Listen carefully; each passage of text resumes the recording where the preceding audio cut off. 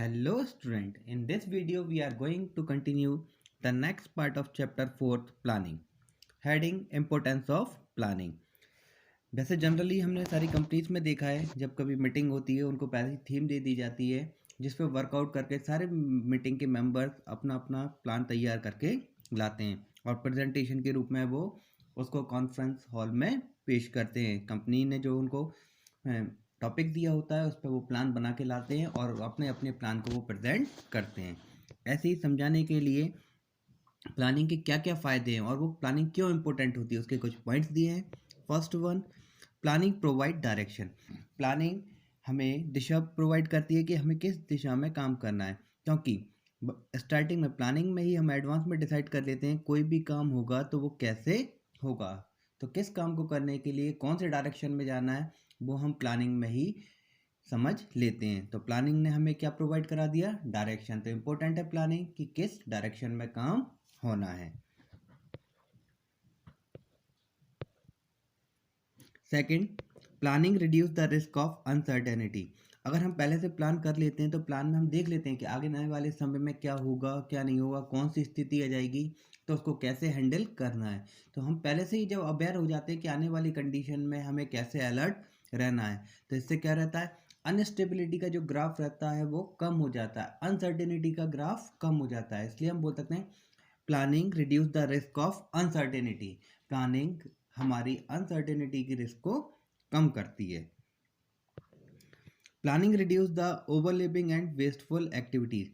अगर हम प्लान करते हैं तो डिपार्टमेंट में हम देख लेते हैं, ऑर्गेनाइजेशन में हम देखते हैं कि ऑर्गेनाइजेशन को डिपार्टमेंट वाइज बांट दिया जाता है, लोगों को डिवीज़न के हिसाब से अलग अलग कर दिया जाता है। फिर सारे लोगों को पता रहता है कि कौन से पर्सन को कौन सा काम करना है। हो सकता है जो फाइनेंस वाला वो फाइनेंस में काम करेगा, जो प्रोडक्शन वाला है वो प्रोडक्शन में काम करेगा। इसलिए एक ही इंसान अलग अलग काम नहीं करता, क्योंकि अलग अलग काम करेगा तो पता नहीं होगा कब किसने कौन सा काम किया था और किसको कौन सा काम करना है। हो सकता है एक काम बार बार होने लगे जिसकी ज़रूरत ही ना हो। इसलिए अगर हम प्लान करते हैं तो उनको ऑर्गेनाइजेशन को डिपार्टमेंट वाइज और लोगों को डिवीज़न वाइज सेपरेट कर देते हैं, ताकि लोगों का काम और उनकी जगह अलग अलग हो जाती है, जिससे एक ही काम बार बार नहीं होता और वेस्टफुल एक्टिविटीज से हम बच जाते हैं। Fourth, planning promote innovative ideas. जब भी प्लानिंग होती है तो सारे लोगों को पहले ही कंटेंट दे दिया जाता है, थीम बता दी जाती है। फिर जो प्लानिंग मेंबर्स रहते हैं, प्लानिंग कमीशन रहता है जो कंपनी में, उनको पहले थीम दे दी जाती है। फिर सारे लोग अपने अपने हिसाब से अपना अपना प्लान तैयार करके लाते हैं। फिर सब सारे लोगों के प्लान को देखा जाता है, समझा जाता है। फिर जिसका बेस्ट प्लान होता है उसके हिसाब से कंपनी काम करती है। तो मतलब सबके आइडियाज़ होते हैं और नए नए आइडियाज़ निकल के आते हैं। तो नए नए आइडियाज़ कैसे निकलते हैं, उनके बीच में कंपटीशन रहता है, सब अपना बेस्ट देने की कोशिश करते हैं। तो प्लानिंग किसको प्रमोट कर रही है, नए नए आइडियाज़ को, मीन्स इनोवेटिव आइडियाज़ को प्रमोट करती है planning. Fifth, planning facilitate decision making. Planning में मैनेजर पहले ही देख लेता है कि आगे फ्यूचर में कौन कौन सी कंडीशंस बन सकती हैं, कौन कौन सी कंडीशंस बनेंगी तो हमें कैसे हैंडल करना है। तो डिसीजंस तो बहुत सारे हो सकते हैं, तो बेस्टों में से बेस्ट डिसीजन चूज़ करता है जिससे सारी कंडीशंस में ईजिली फ्लेक्सिबिलिटी रहे, जिससे वो अपने ऑर्गेनाइजेशन को स्मूथली रन अप कर सके। तो प्लानिंग क्या फैसिलिटी दे रही है उसको, डिसीजन लेने की। 5 point is sufficient for this.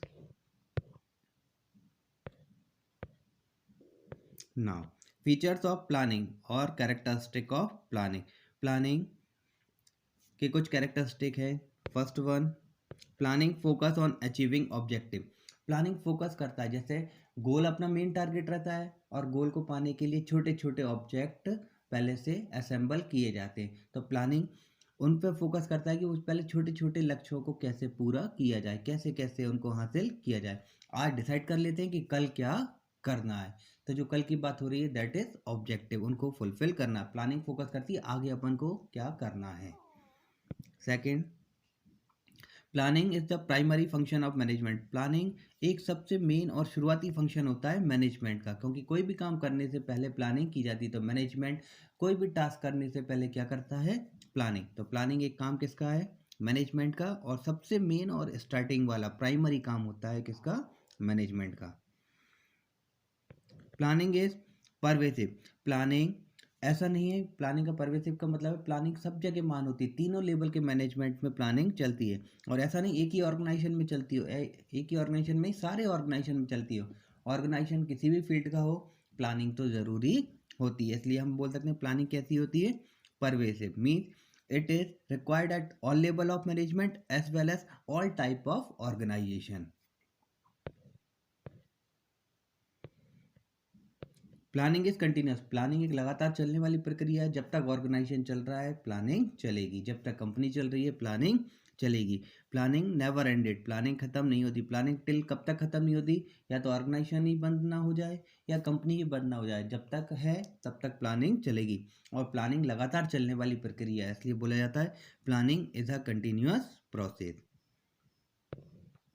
Planning is futuristic means planning कहाँ है, वैसे भी प्लानिंग किस पे डिपेंड करती है, आज सोचते हैं प्रेजेंट की बात, आप मैं प्रेजेंट में हम फ्यूचर की बात करते हैं, तो means totally planning is depend for future. और प्लानिंग में हम एडवांस में डिसाइड करते हैं कि फ्यूचर में क्या करना है। तो प्लानिंग इन्वॉल्व लुकिंग अहेड, आने आगे देखने वाली प्रक्रिया है प्लानिंग, मीन्स फ्यूचर पे बेस्ड होती है हमारी planning. This is sufficient for this video. In next video we can continue the next part. Thank you.